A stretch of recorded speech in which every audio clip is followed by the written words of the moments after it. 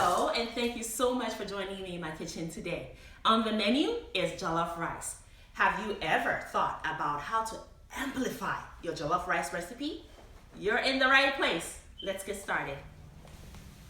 So our goal is to achieve a mouth-watering aroma, an inviting presentation, and the best perfect tasting jollof rice recipe out there. And in order to do this, we are going to be layering some really amazing flavors here today by using great techniques such as roasting, toasting, caramelization. And so here we go. We begin with these ingredients you can see here.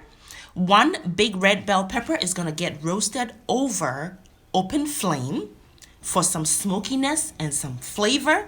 And then we're going to add a shallot onion, 2 cloves of garlic, small piece of ginger, half of a habanero pepper, and then we're going to add some fennel seeds to it, and we're going to blend this all up to create a sauce or a marinade that we're going to be using for our cooking. That is our sauce right there. Look at that color. That's very inviting. We're going to use some of that over our meat to cook it, to tenderize it, and to introduce flavor to it. We're going to put some salt on this meat, and that's to season it. And as you can see, the meat is very lean. It has very little, actually no fat on it at all. So we can add some olive oil as we just did here. And we're going to be able to derive a very beautiful, tasty broth from cooking up this meat. So we're not going to discard that because we're going to use it for our stew.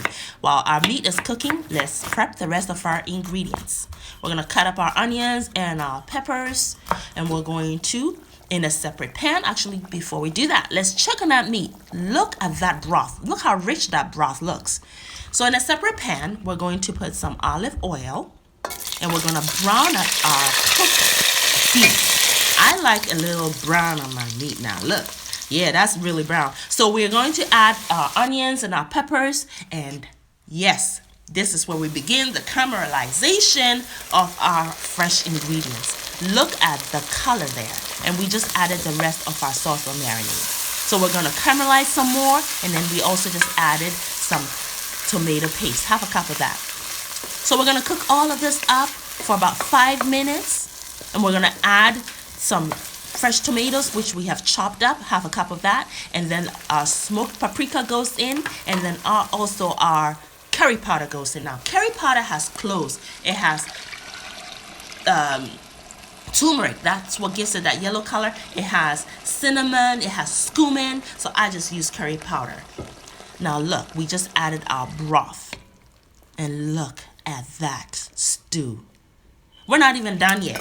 We're going to continue the stewing process. Yeah, we're going to be doing a whole lot of stirring and covering. And here, we just look at that color. And I just added some coconut oil. I prefer to add that toward the end of my stewing process because I've noticed if I start the cooking process with the coconut oil, I tend to lose the flavor and the smell of it. So I added toward the end. And I just also added my 2 cups of washed rice. Because it's washed, it has some water in it. The stew also has a little bit of moisture in it. So what I'm doing here is I'm toasting the rice within the stew. So there is no need for parboiling your rice. The toasting is a form of cooking.